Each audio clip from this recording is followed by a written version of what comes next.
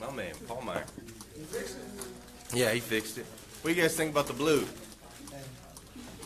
Can we dig the blue hex? No? You guys don't like it? No? It's all right? Kind of black? Looks black? Blue. All right, cool. All right, good morning, good morning. Go ahead and share the feed. Pull your phone out, share the feed real quick. Just let everybody know that we're here at Dan Cummins Chevrolet and Buick in Paris, Kentucky. We'll get this thing started. Oh, man. Good morning. How's everybody doing? Good morning. How are you doing? Good. Spring break week. Spring break week. All right. Let me know when you guys are done. Put those phones away when you're done. All right. Good morning. We're going to start off with a couple of these to get things going. As you guys all know, we're in the process of trying to build fans. Here's one of the ways we can build some fans. Working with John was amazing. He answered all of our questions in a timely manner and handled much of the process over the phone prior to my arrival. John also worked very hard to make the vehicle we wanted meet the payment we needed. All of the staff was courteous and helpful. The atmosphere was friendly and inviting. I would highly recommend anyone looking for a vehicle, especially a truck, to drive to Paris for a Dan Cummins deal. Nice job, John.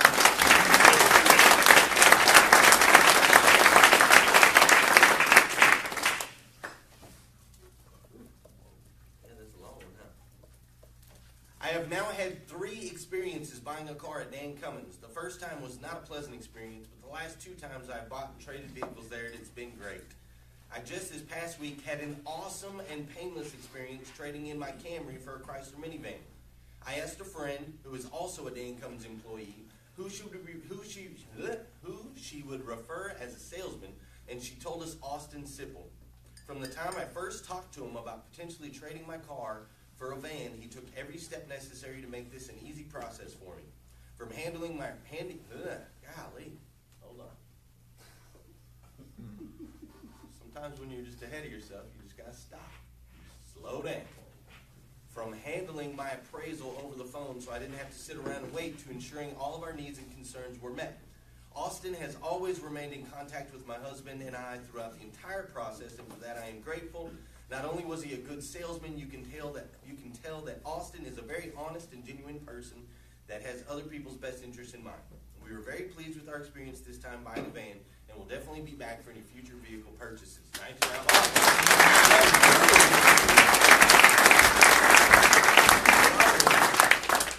This one's easy. Jimmy Rivard was a pleasure to work with. Nice job, Jimmy. Needed that. Thank you. All right. I don't know what's going on with my ability to speak this morning, but hopefully we'll fix it. All right, here to make this thing work. How's everybody doing this morning? Great. Apparently, I thought I was really well prepared, but I'm not. Threw me off when I hook up to the TV up there. Oh. Nobody's fault but my own, because I know what the heck I'm doing. All right, so slideshow from the beginning. Did that work? Does this work? Oh. Oh no. Paul, I think I ran battery dead. Will you be my clicker? Yes, sir. Okay. Paul's my clicker. Okay. Sorry. Spring break week, man. Yeah. Yeah, I'm pretty sure I ran battery dead. Maybe.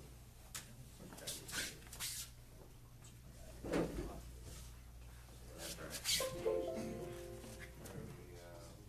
Yeah. Okay, never mind, Paul. Thank you, Paul. Everybody round of applause for Paul. All right. It's what you know and who you know. Who's ever heard the saying, it's not what you know, it's who you know? Anybody ever heard that? Okay. It is what you know and it is who you know. Okay? It's the most important. We got to be professionals. We got to know what the heck we're talking about. But the people in our lives, they matter too. Let me tell you a little story about that. I would be no one if it were not for someone. Okay? I think all of us can attribute some part of our life to someone else that had an influence, either good or bad, that has helped us become the person that we are today. Right, Michael? That's right. I got them both at the same time. Right, Michael? Yeah. Okay? So I personally would be no one if it weren't for someone. Now, I started back at Mount Eldon Middle School. Okay, this is in Flagstaff, Arizona. I'm in junior high. My parents had just kind of gotten divorced in that time period. We didn't have a whole lot of money. And so I started to try to figure out ways that I could make money. And one of the big sponsoring reasons for that was Faith Harrison. Okay, that's Faith Harrison there on the right. She recently got married. That's her lovely sister, Lori. But I had the biggest crush in the world on Faith Harrison in junior high. Faith Harrison didn't want anything to do with me. I had a massive crush on Faith. And so I knew that Faith liked strawberry sundaes from Dairy Queen. And there was Dairy Queen right across the street from the school. So I was like, all right, dude, I got to figure out a way that I can get some money so that I can buy Faith like some strawberry sundaes so that she'll like me and we can develop this relationship, right? So what I started doing is I started buying boxes of Blow Pops and Jolly Ranchers so that I could sell them at the school. I could buy a box for like $3.75. I could sell them for $0.25 a piece. I'd make $18 off a box, so I'd come out ahead, $14. So I wanted to sell sell candy at the school. So when I started doing that, they told me, you can't do this, Glenn. You can't be bringing candy to school. You can't be selling candy to school. So I had to get in touch with one of my teachers. Her name was Laura. And so I kind of developed this relationship with Laura over time. I'd just come into class and set a Blow Pop on her desk, go sit down, come into class the next day, set a Jolly Rancher, go sit down. I was just warming her up, buttering her up. And over time, she would be like, well, do you have more for the whole class? Yes, Miss Laura, I sure do. At $0.25 a piece, everybody can get one. So I'd start selling the candy, and she would let me do it. And I started buying sundaes for Faith as I was chasing and trying to develop this relationship. So I remember that because it was a huge part of who I am today, right? I'm now a sales guy. It's what I do. That's where it all started. Now, as I was in this same school, Mount Eldon Middle School, and that was our super fashionably designed yearbook back in 1991, okay? So as I'm in the school and I'm starting to develop my reputation as being a salesman, I'm starting to develop this hunger for money. I started to try to figure out some other ways that I could make some money, and I started looking into gambling, right? I am 13 years old. I'm like, dude, roulette's cool and craps is cool, and so I start learning how to play dice, and I start going to the school, and I'm taking all the kids' money, in the dice game. So one day I get called into the office by Mr. Roth, and Mr. Roth pulls me in, and I sit down, and he says, Glenn Lundy? I said, yes, sir. I'm a straight A student, by the way, just so you guys know. I said, yes, sir. And he says, have you ever played craps before? I said, no, sir. Don't know the game, don't know anything about it. What is craps? He said, do me a favor, empty your pockets. So I empty out my pockets. I got 5 dice in my pockets, right? They go rolling out on his desk. He's like, Glenn, there's been a little bit of an epidemic here in the school. We keep catching kids out in the halls. They're playing craps, and we're catching them in the bathrooms playing craps. They're playing craps kind of all over the place. And every time, it's really weird, but every time we ask them where they learned how to play, they say they learned from you. You know anything about that? I'm like, yeah, well, I'm a good teacher. He said, good, I'm glad you're a good teacher, because I got a student by the name of Romaine Smith. Romaine Smith has caused trouble in my school for years. Romaine is currently flunking, and I don't want him here another year, so you're going to teach Romaine and tutor him so that you can get him through so he can go to high school. Now, Romaine, super smart guy, brilliant guy, actually. He just refused to apply himself. He didn't want to apply himself. He was too cool for school, per se. You can read it right here. It's hard to read it, but this was an article they did on Romaine in the newspaper because he was a very entertaining kid. It's hard to explain. But he wrote in the article, and they said, it says, why do you like 8th grade better than 7th grade? He said, I like 8th grade much better than 7th grade. You know why? Because I'm 1 year closer to getting out of here. That's what Romaine put in the newspaper. That's the kind of guy he was. He was super cool. And I actually had desperately wanted to develop a relationship with Romaine because he was the coolest kid in school. Hands down. Looked like Tupac. He was like five, Tupac was big back then. For those of you who don't know who Tupac is, look him up. Okay, back in the 90s, he was cool. All right, so he looked like Tupac. He was like 5'3" though, but he could jump out the gym. He could almost dunk a basketball, and he was just the coolest kid. And I wasn't so cool. I was kind of awkward, weighed 92 pounds and just kind of half black, half white. Didn't know where I fit. Was trying to get in where I fit in type thing. And so I wanted to develop this relationship with Romaine, but Romaine wouldn't let me. Romaine we were close and we were somewhat friends, but at the same time, he used to tell me, he used to push me all the time. He'd say, Glenn, you're too smart, man. You can't be hanging out with us. You're too cool, man. You're gonna go down a different path. And I just remember him always telling me that, and it was so frustrating because I wanted to be the cool kid. I wanted this relationship with Romaine and the guys that Romaine hung out with. So that's Romaine over here today. Him and I are still friends. He might even be watching this feed this morning. But he was just such an influential person in my life. Fast forward through high school, I get out into the real world. I'm now selling cars at Planet Nissan Subaru at 20 years old. And I met this guy right here named Jason Kitts. Now, Jason Kitts was my Sam. Okay? He was my Sam. He would knock me over the head when I did wrong. And rarely tell me when I did right. But he got me on the straight and narrow and taught me everything I needed to know about this business and about life. I desperately wanted this relationship with Jason because he was just 2 or 3 years older than me, and he was already the GM of this store in Flagstaff. And I was 20 years old, so he was 22, 23 years old running this store.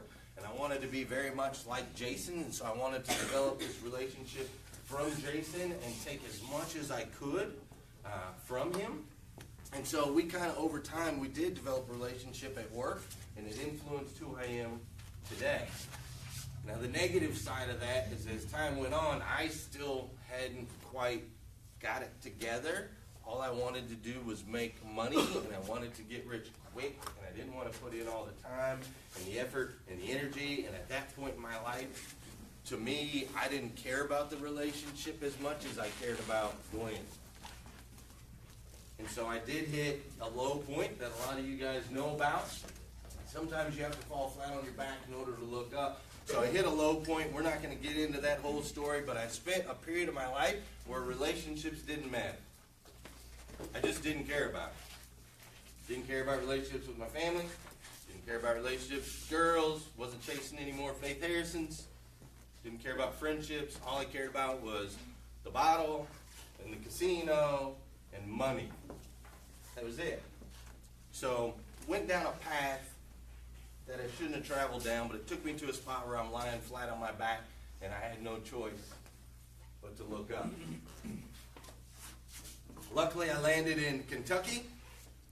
And again, you guys have heard this story, so I won't get far into that. But this guy right here, Aaron Jones, who just got a brand new, he got our first Redline Silverado the other day. Did you guys see that?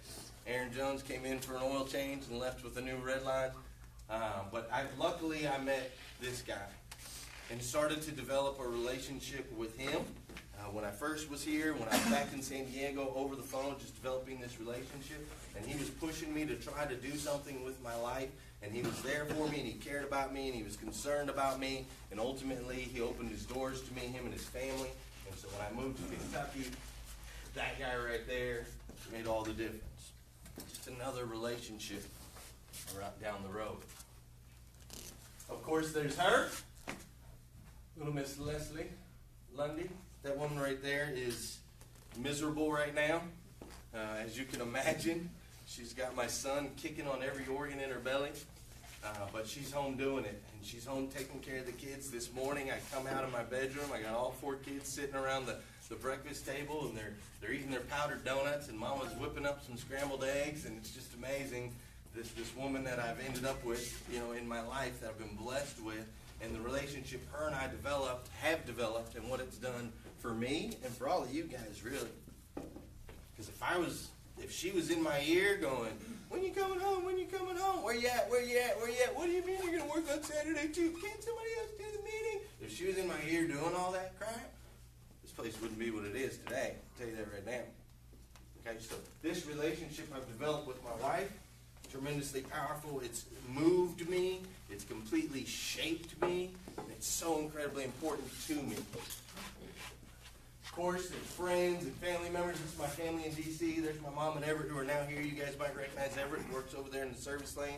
But these family members and these friends, the relationships that I have with them, move me.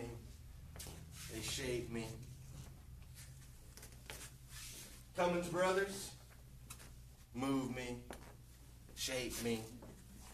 I came here 6 years ago. They didn't know me from nothing. But we've developed a relationship. We developed trust. They know that they can count on me. And over time, it's gotten us where we're at right now. It's all because of that relationship. Sometimes it matters who you know. Sometimes it matters. Now, I couldn't just walk in the door and develop that relationship if I didn't know some stuff. So what I knew was important, but it also was important who you know. It's important who's in your life and who's around you. So, what in the H-E-L-L hockey sticks does this have to do with selling cars? That's probably what you're thinking. Why the heck are we talking about all Glenn's past and relationships? So here's what we're going to talk about. The relationships you're in have a dramatic effect on your success. Okay, there's 2 points I want to make today. This is the first. You need to take a good hard look. You got to take a good hard look at the people around you and the people in your life. It's important. Okay? You got to take a look at who you're hanging out with and what influence they have on you and what influence you have on them. Is it positive? Is it negative? Incredibly important. If we're going to take this up to the next level, that's what we got to focus on individually. We got to make sure we don't have people in our lives and people in our ear that are trying to slow us down. Because there's greatness in each and every single one of you, and if anybody's telling you different, they got to go. Is that clear? Okay? We got to take a look at that. Really, really important. So, wanted to touch on that, but here's what I really want to touch on. Every customer that walks in this door is seeking a relationship with you. Relationships are the basis of everything we do. Faith was the reason that I needed to go sell some stuff so that I could buy her a sundae. Romaine motivated me. I wanted to move in a certain direction. He pushed me in an opposite direction to keep me on track. My relationship with Jason Kitts taught me everything I know. My relationship with my wife got me to where I am now. My relationship with Josh and Dusty is part of why we're so successful. Relationships mean everything to each and every one of us. And every single one of these customers that walks in here, if you think they're looking to buy a car, you're out of your mind. This is what we're seeking all day, every day. Relationship with our friends, relationships with our families, relationships with our higher powers. We're seeking relationships daily in everything we do. In the ties that we wear, in the way we dress, in the way we walk, the way we talk. And every customer that walks in here is doing the exact same thing. We're trying to develop a relationship with you. So what's required for a relationship? First of all, energy, enthusiasm, and effort. I've seen you guys with energy, enthusiasm, and effort in the club before. You guys have a lot of energy, enthusiasm, and effort when you're seeking relationships at the bar. I've seen it. I've lived it. Okay? Every single relationship takes this. It can't be, hi, how you doing? Yeah, you're here to see what? Okay, great. Yeah. Let me go get that for you. No, doesn't work. It can't be, oh, hi, yeah, you drove where? 3 hours? Yeah, sure. Hang on, I'll go get her. Ain't gonna work, man. It's not gonna work. Energy, enthusiasm, effort. Fletcher's great at it. You guys hear him out there, right? He's always bringing the energy. He's always got enthusiasm. The cheering, the clapping for the customers. All this is important so that we can develop this relationship. And it takes a lot of effort. It's not easy to do it every day. It's not easy when it's 2 o'clock on Wednesday and it's been slow and we're just kind of like, this day is taking forever. When a customer walks in, we got to flip the switch. Because they're here looking for a relationship. They're seeking that. So we have to put in the energy and the effort and the enthusiasm right out the gate and through the entire process. Consistency, reliability, and trust. Absolutely important in every single relationship, right? Think of any relationship that you've had that's gone wrong. Okay, everybody got a picture of him or her, right? Okay, where did it go wrong? Typically right in this area, right? They weren't consistent with the way that they pursued you or the relationship that you had or the things that you could expect. They weren't reliable. You couldn't count on them to do the things that they said they were going to do, and they broke your trust. Anybody ever done that with any of our customers out here? Were you not reliable? Did you break their trust? Not okay. Okay? So energy, enthusiasm, effort, consistency, reliability, trust. There has to be a mutual exchange of value. What do I mean by that? Mutual exchange of value. If I'm going to build a relationship with you, no offense, I got to get something. Right? What are you guys going to get when you build a relationship with a customer and you sell them a car? What are you going to get? You can get some money, right? You're going to get paid. You're going to get paid. So there's value. You're going to go spend 2-3 hours with them or whatever. And in the end, it's very important that you close the deal so that you can get paid so that there's a mutual exchange, right? I gave you my time. I gave you my energy. I gave you my enthusiasm. I showed you everything that you needed to know. I've been training. I've been studying. I know my product. I built the value. I did everything that you asked me to do. So now it's fair for me to ask for something back. Now, you can't start there. You can't say, hi, how you doing? Give me your money. That's not a mutual exchange. Okay? You got to take all the other steps first. You have to do everything else first. Develop the relationship with the customer, and then it's okay to ask for the money.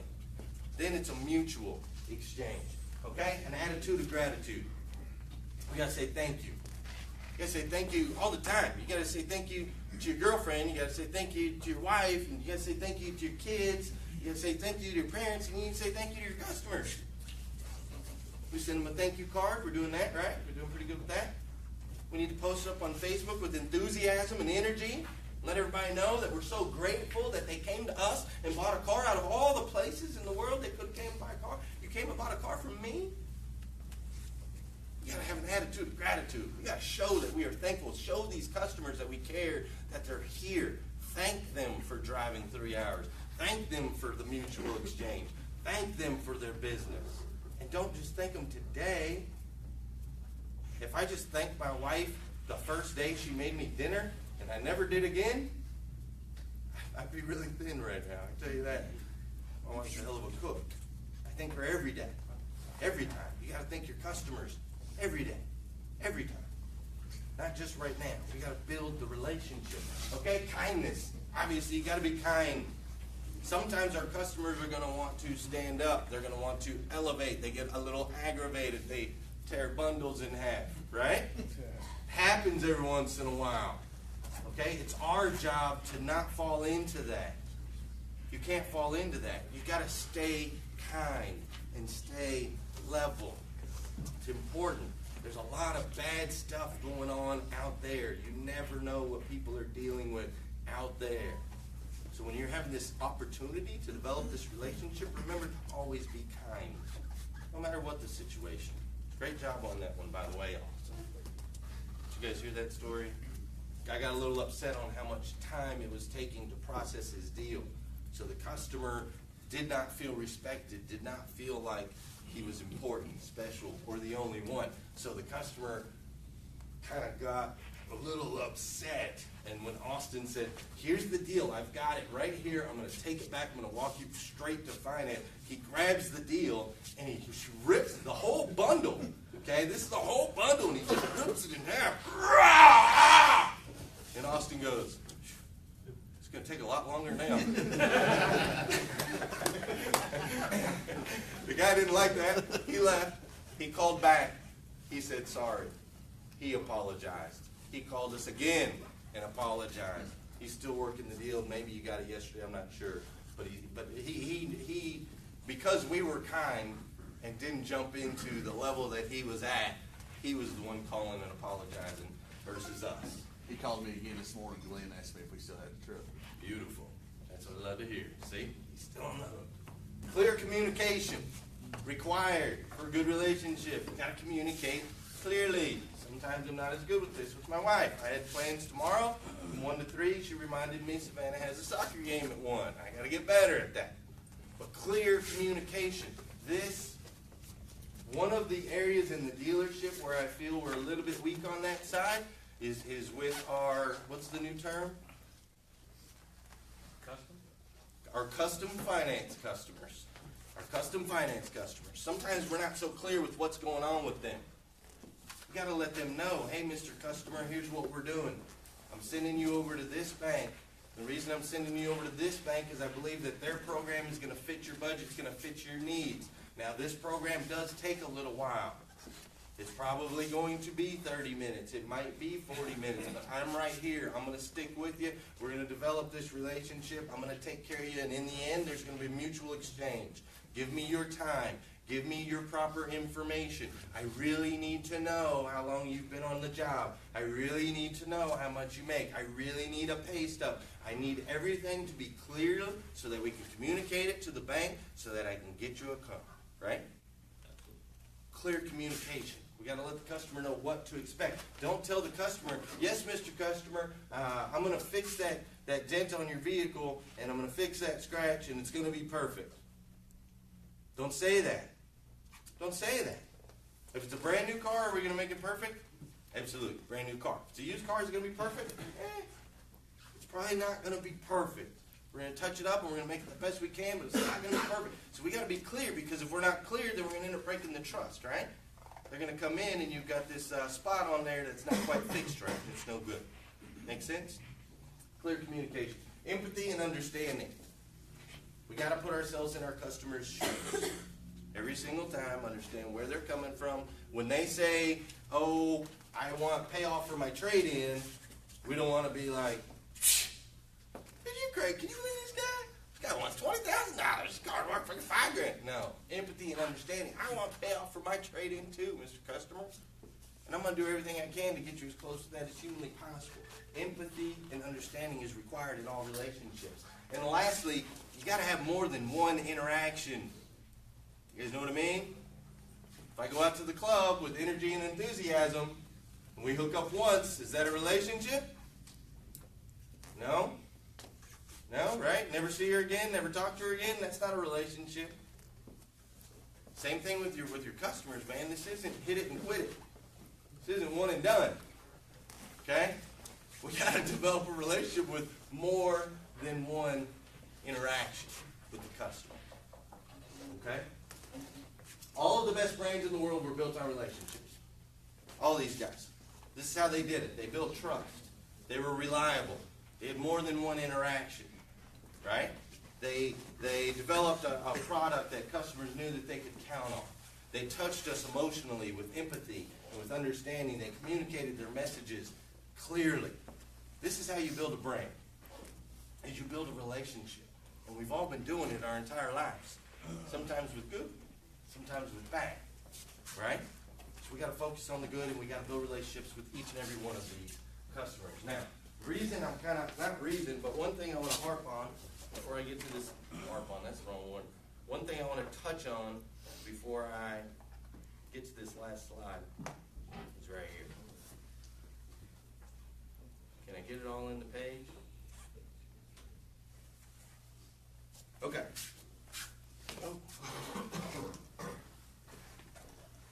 So where to begin?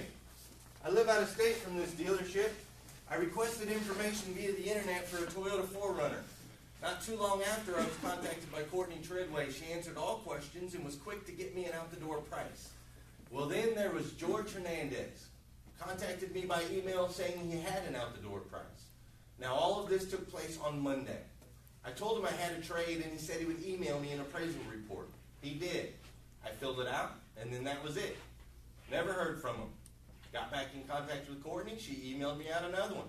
Sent it to her. She received it. This was now Wednesday. This is 2 days later, 4/5/17. On Thursday, 4/6/17. Still haven't heard anything. So I emailed Courtney again. I emailed George also the trade information and pictures of the trade. Again, no response from him or even receiving the info. Courtney emailed me back this morning, 4/7/17, saying she'd spoke with him and he was working on it. And he would call mid-morning. Nope, no call. So I called him. Said he was working it and would be in touch. Time goes by, I call him again at 7:20 p.m. He said he was working the final numbers and it might be a little higher than I offered him, but he would have the final result in about 45 minutes to an hour and he would call. Well, guess what? Hour and a half goes by and nothing. So I texted him wanting the info so I could drive up tomorrow. Here's his response after I told him I felt like I was getting the runaround. No, it's not that. I've been checking to see if it was going to sell or not. It just sold. So it sold from 7:20 until closing at 8. Never once did he call to tell me. Never once did I receive an offer. Never once did I have a chance to put a deposit down and lock it in. Dealership has great reviews, but this is by far the worst experience ever. I felt like I had to earn his business. Maybe it's just one bad in the bunch, but I will not be looking for another vehicle from this place again. I got that review as I'm finishing up the meeting for today, and I thought, oh, how fitting. George does a great job around here. He gets tons of good reviews. Courtney does a phenomenal job around here. Her numbers are through the roof as of recent. But I need you to all understand one thing. We will never be able to achieve any of the goals we set unless we are on it 100% of the time. For a customer to have to fight for a week to try to buy a car? No, sir. That won't get it. That won't get it. We were slow last week, right? A little slow? I mean, slow for this store. We sold 200 cars, right? So slow for this store in spring break, but we sold 200 cars. But I'm thinking, man, are we doing how many deals did we miss? How many deals have we missed, man? When we were standing out there on the point, or we were standing out on the corner, or we were shooting the shit, or we were jacking around, is there somebody we could have been calling? Maybe. Is there somebody that maybe we needed to be developing the relationship with? Maybe we'd sold them one car and we hadn't talked to them since. Maybe we hadn't shown them an attitude of gratitude, so that since we're not very thankful for them, maybe they're not sending us another customer. Is there somebody that we're not getting the numbers quick enough? I gotta ask those questions, man, and don't get me wrong, we're doing great.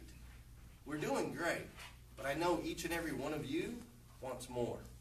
I know I had 3 or 4 people last month that missed their bonus level by a half a car. Or one car, half a car. I know 3 or 4 guys in here. That hurts. You put in all the hours, you stay here late, you do all the things that we ask you to do, you come up one short. That sucks, man. That sucks. That's part my fault for not getting our name out there enough and building our brand big enough where they're just pouring through the doors. Part my fault for that. But it's also part your fault for not putting in enough energy, effort, and enthusiasm into going out there and getting these people taken care of and developing the relationship. Fair enough? So, let's go back a slide. Oh, if I can get back to my slide. Let's go back to the slide real quick. And then we'll wrap this up. All right, this is what's required with each and every customer, okay? Energy, enthusiasm, effort. Got that? Jot it down. Take a picture. Take a picture of the screen. Take a picture of the screen, note it, remember it, look at it every single day. Okay? I can get out of the way. Hey, what's up? All right, everybody get it? Energy, enthusiasm, effort. Every customer, every time. Consistency, reliability, trust. There must be a mutual, am I still in the way? Sorry.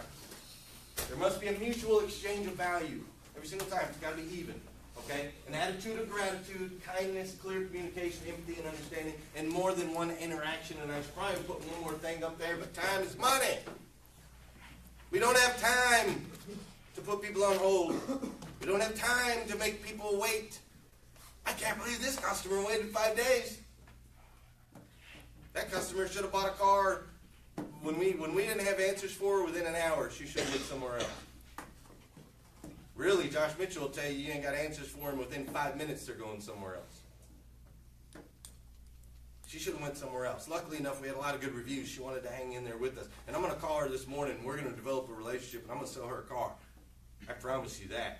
We are going to sell them a car no matter what it takes, because that's what we do. but we got to do it every time, okay? Every single time. Let's stand up. Read it with me. I am on a mission to eradicate the negative stigmas associated with the car business. I can do this by making people feel special, feel important, and feel like they're the only one. I will offer an experience that will exceed my customers' expectations today, tomorrow, and in the near future. I will not just sell cars, I will create fans. Let's go.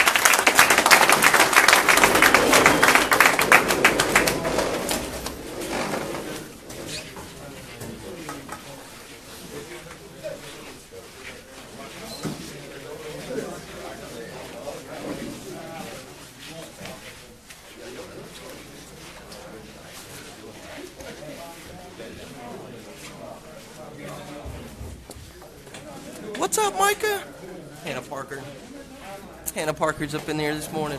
Hey guys, Dan Cummins Chevrolet and Buick. We are on a mission to eradicate all the negative stigmas associated with the car business.